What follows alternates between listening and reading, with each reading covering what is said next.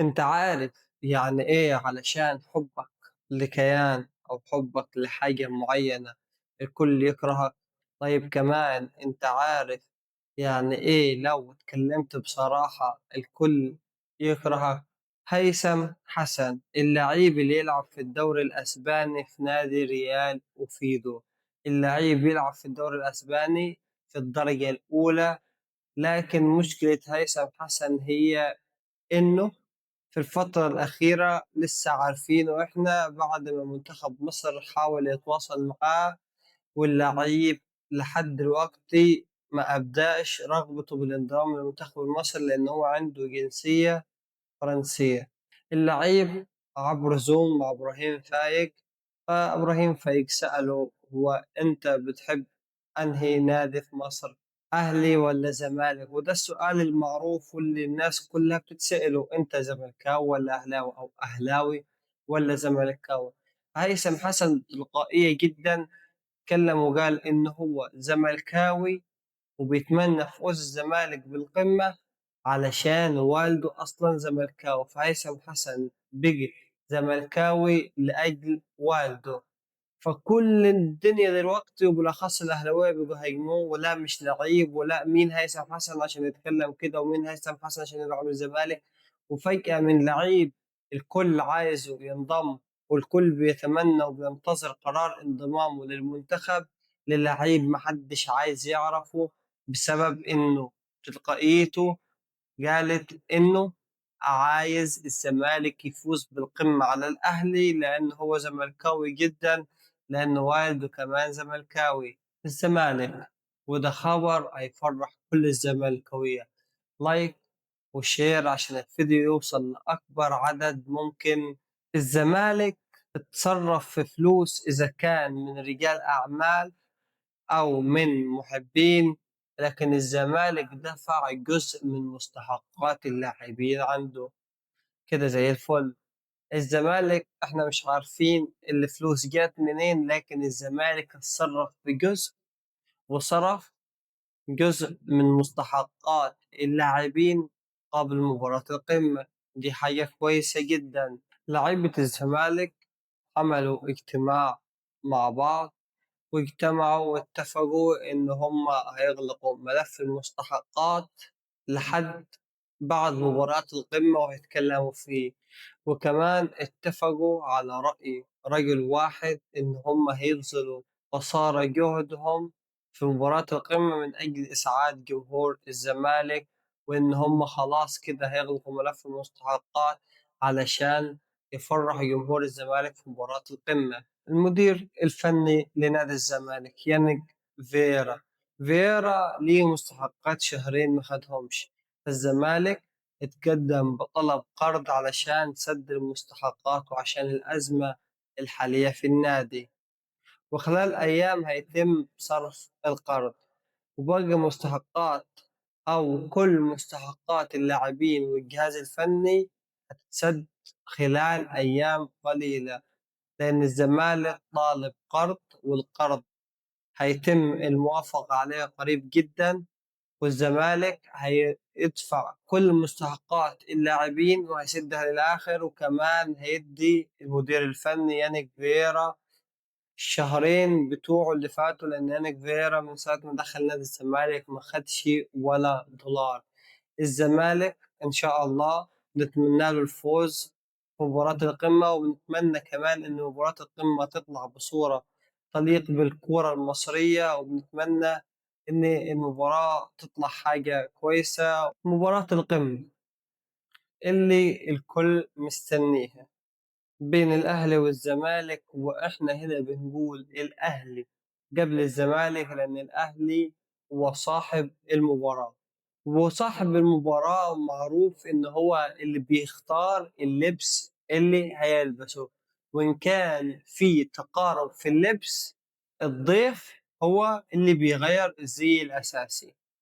والأهلي داخل مباراة القمة وهو بالتيشيرت الأحمر والشورت الأبيض والشراب الأحمر، وهنا هيبقى في تقارب في الألوان لو الزمالك لبس الزي الأساسي وهو أبيض كله، فالزمالك هيلبس الكحلي أو الأزرق مش زي ما سمعنا شائعات ده الزمالك مش عايز يلعب بالأبيض عشان مش بيتفائل بيه، ده الزمالك بالأزرق فاز أكتر من بطولة، ده السوبر الأخير اللي خده الأهلي كان بالكحلي. لا لا لا، هي كل قصة إن معروف من قانون الكورة إن صاحب المباراة هو اللي ليه أحقية اختيار الزي، والضيف لو كان زيه هيبقى قريب من صاحب المباراة هو اللي بيغير الزي. فالزمالك بناء على إن الأهلي إنه هيلعب المباراة بالزي الأساسي، والزي الأساسي عند الأهلي فيه شورت أبيض، فالزمالك مش هينفع يلعب بالزي الأساسي. نتمنى الفوز للزمالك، ونتمنى إن المباراة تطلع بصورة كويسة تليق بالكرة المصرية. وكمان معانا منتخب مصر للشباب، والمنتخب ده بيديره فنيا حاليا أسامة نبيه. المنتخب في أول مباراة ليه في كأس العالم اللي هو بيشارك فيه حاليا للشباب خسر 2-0 من اليابان، والمباراة دي كانت الساعة 11. لكن القصة كلها ما كانتش في إن منتخب مصر بقيادة أسامة نبيه في أول مباراة في كأس العالم يخسر 2-0. مش بس كده، مش هي دي المشكلة، معروفة إن الكورة مكسب وخسارة. المشكلة الأكبر إن منتخب مصر للشباب خسر واحد، دخل فيه الجون الأول وبيدافع، دخل فيه الجون الثاني وبرضه بيدافع، تحس إن هو اللي فاز 2-0 بيحافظ على النتيجة، مفيش هجوم. كانت المباراة كلها عك في عك كده، واللعيبة مش لاقية بعضها، ومفيش أي جمل متفق عليها، ومفيش أي حاجة إحنا فاهمينها هو إيه اللي بيحصل ده. طب طيب إزاي؟ مش ده شكل منتخب مصر، مش دي لعيبة منتخب مصر. حتى الشباب معروفة إن لعيبة منتخب مصر مجرد ما اللاعب بيلبس تيشيرت المنتخب بيتحول حاجة تانية خالص غير اللعيب المحلي اللي احنا نعرفه.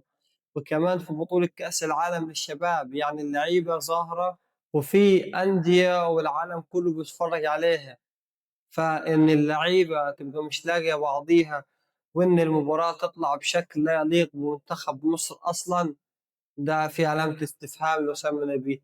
الكابتن أسامة نبيه يعني على كده شكرا، يعني أنت تلحق إنك وأنت مدير فني مشارك في كأس العالم للشباب وتستقيل أو تعتزل التدريب وكده، شكرا ليك، وهيبقى خروج مشرف لأنك اعتزلت بعد كأس العالم للشباب ومحدش هينساها لك. لكن إنك تستمر بالشكل ده وبالأداء ده وبالمنظر اللي احنا شفناه، لا، ده لا يليق بمنتخب مصر أبدا للشباب. المصري البورسعيدي، المصري البورسعيدي نزل بيان بأن هو بيهدد بالانسحاب من الدوري. طيب يا عم المصري، انت بتهدد بالانسحاب ليه من الدوري؟ قال لك في البيان انه بيهدد بالانسحاب من الدوري لسوء التحكيم. المصري البورسعيدي بعد ما نزل من على قمة، والجدير بالذكر إن آخر مباراة لي كانت هو بتروجيت، وخسر من بتروجيت 3-2.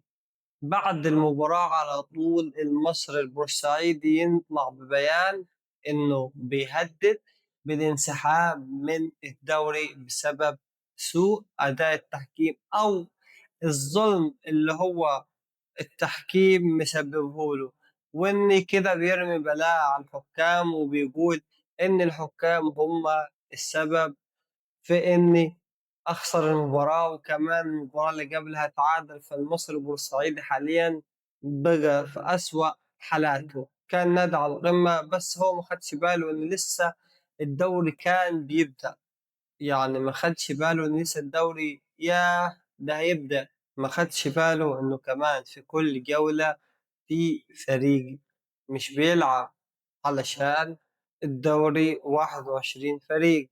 كمان من النقاط المهمة، هل الزمالك قادر على الفوز على النادي الأهلي في المباراة الجاية؟ هل مباراة القمة هيطلع الزمالك فايز فيها وهيطلع بشكل مرضي وبأداء مرضي يرضي جمهوره والنتيجة ترضي جمهوره؟ النتائج الأخيرة للزمالك ما تسرش. هو كسب مباراتين بشكل حلو، لكن الزمالك بيجيب هدف وبيمسك كورة وبيعمل حاجات غريبة في الكرة وبيخلق فرص بس مش بينهيها. مباراة الأهلي، وإن مدرب الأهلي الحالي مصري بكل جهازه، وإنه هيتحكم عليه حكم أخير في مباراة الزمالك، وإن في لعيبة كانت ماشية من الأهلي وهو خلاها، وإن في لعيبة ما كانتش بتلعب وهو لعبها. كل ده هيجي عليك أنت، وأنت عندك لعيبة الزمالك لما بتدخل مباراة وهي عندها كامل الثقة مش بتظبط معاها. لما لعيبة الزمالك بتدخل مباراة وهي كل اللي حواليها بيدعمها ودايما جاهزة، وإن هي هتخرب الدنيا وهتكسر الدنيا وإن هي هتفوز بشكل من الأشكال، دي حاجة ما تطمنش، وكل الزملكاوية عارفين كده. احنا بنتمنى الفوز للزمالك، ونتمنى ان المباراة تطلع بشكل كويس يليق بنادي الاهلي والزمالك. وانا بنقول ان النادي الاهلي لانه صح المباراة، والزمالك هو الضيف في المباراة دي. ونتمنى ان المباراة تكون بصورة مشرفة للكرة المصرية، ونتمنى المباراة تطلع خالية من اي اخطاء تحكيمية. كمان مشكلة مدحت شلبي مع كابتن محمود الخطيب رئيس النادي الأهلي الأخيرة، بعد التصريحات اللي أثارت الجدل في الوسط الرياضي بسبب كلمات مدحت شلبي عن محمود الخطيب كابتن ورئيس النادي الأهلي الحالي. إلا أن هو الجمهور كله اللي بيحب الأهلي ما هجمش مدحت شلبي علشان مدحت شلبي غلط غلط كبير ولا حاجة. هم هاجموا مدحت شلبي مش علشان الكلمات اللي اتقالت، لكن هاجموه علشان الكلمات اللي اتقالت في حق مين. يعني هو ما فرقش معاه هو يقول ايه، لكن فارق مع جمهور الأهلي هو بيتكلم في حق مين. هنا جمهور الأهلي بيظهر محبته، بيظهر كل انتمائه للكابتن محمود الخطيب اللي كان في يوم من الأيام من كباتن النادي الأهلي وياما أسعد جمهور للنادي الأهلي. وهنا كل المحبين بيوقفوا جنب كابتن محمود الخطيب. كابتن مدحت شلبي نتفق أو نختلف على كابتن محمود الخطيب في بعض التصريحات اللي حضرتك طلعت وتكلمت عنها، لكن حب جمهور الأهلي لمحمود الخطيب مش هيتزحزح بسهولة، ولا هيتزحزح بسبب أي تصريح يخصه، إن كان بالحق أو إن كان بغير حق. حب جمهور الأهلي لمحمود الخطيب ما تبناش في يوم وليلة. ده كان لعيب، بعد كده كابتن، بعد كده حاليا هو رئيس النادي الأهلي، والنادي الأهلي شهد طفرة عالية جدا وممتازة جدا جدا في عهده. شكرا ليك. لو وصلت لآخر الحلقة ما تنساش اللايك والشير عشان الفيديو يوصل لأكبر عدد